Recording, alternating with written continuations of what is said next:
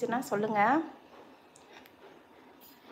இவ்வளவுதே நம்ம வீட்டு கிச்சனே ரொம்ப பெருசாலாம் இல்லை. ஆனால் 10க்கு 10 ரூமு. ஆனால் செல்ஃபு எதுவுமே கிடையாது.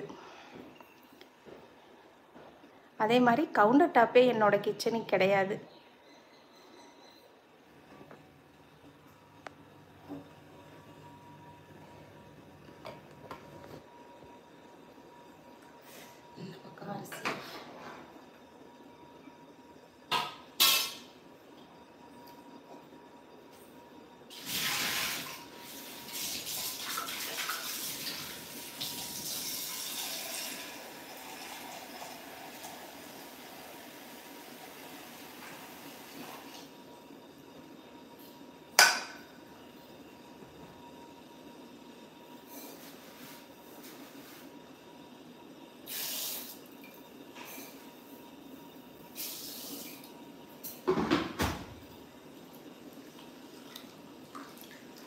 இருபத்தேழு பேர் இருக்கீங்க. இதுவரைக்கும் ஒரு ஹாய் கூட வரவே இல்லைங்க.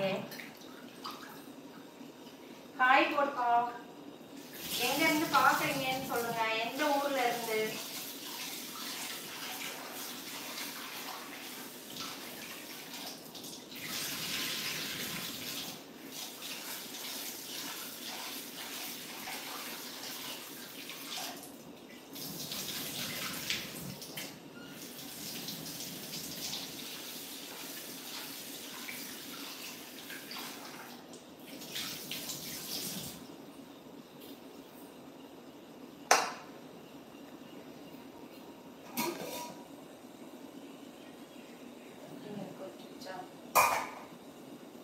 அதே மாதிரி சாதம் வடிக்கையில நல்லா தண்ணியை கொதிக்க விட்டுட்டு நீங்க அரிசி போட்டீங்க அப்படின்னா நைட்டு 10 மணி வரையுமே சோறு கெடாது.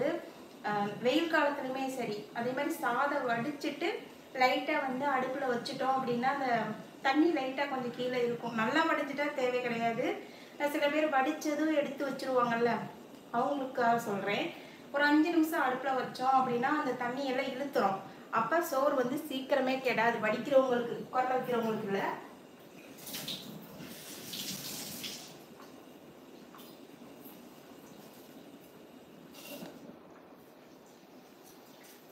குட்டி சட்டியை தேடினா கிடைக்கல. இன்னும் சின்ன சட்டியா இருந்தா இன்னும் அழகா இருக்கும். ஒரு டம்ளர் போடுறது கரெக்டா இருக்கும். அதே மாதிரி சில்வர் சட்டி வந்து அடிக்கடி பொத்து போயிடுது. நானும் ஒரு 3-4 சட்டி வாங்கிட்டேன். என்னன்னா சாதத்துல உப்பு போட்டு வடிக்கிறனால வந்து சீக்கிரமே சட்டி பொத்து போயிடுது. ஃபர்ஸ்ட்லாம் வந்து அது என்ன ஈயச்சட்டியில சாப்பாடு வைப்போம். நீங்க எவ்வளவு உப்பு போட்டாலுமே அந்த ஈயச்சட்டிக்கு ஒண்ணுமே ஆகாது. ஆனா இப்ப சில்வர் சட்டியில சாதம் வடிக்கிறது சீக்கிரமே சட்டி பொத்து பொத்து போயிடுது. நானும் இந்த மாதிரி ஒரு 4 சட்டி மாத்திட்டேன். அடிகனமாதே இருக்கு, இருந்தாலுமே பொத்துறது என்னன்னு தெரியல. சில டைம் உப்பு போடுவேன், சில டைம் போட மாட்டேன். ஏன்னா சட்டி சீக்கிரம் போயிருன்றதுக்காக. அப்புறம் 2 திட்டு வாங்குவேன், உப்பே இல்லை சொத்துல.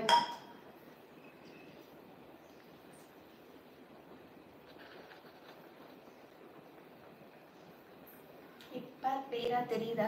என் பையன் வேற பாவம் போன் ஹீட் ஆயிரும் பயப்படையா.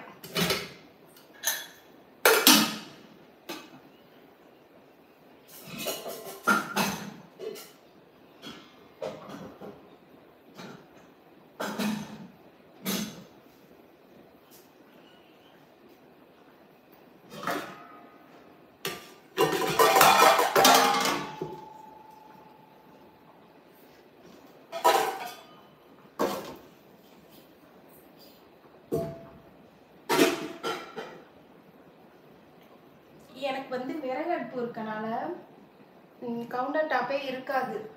விறகு அடுப்பு நான் யூஸ் பண்ணவே மாட்டேன்.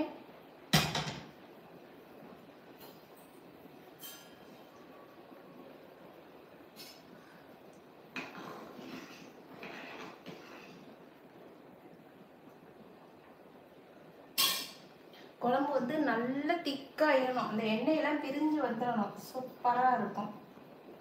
அப்புறம் சிலர் வந்து தேங்காய் ஊற்றுவீங்க. தேங்காய் ஊற்றினா சீக்கிரம் கெட்டு போயிடும். நான் ஒரு இன்னைக்கும் நாளைக்கும் சேர்த்து வச்சிருக்கேன்.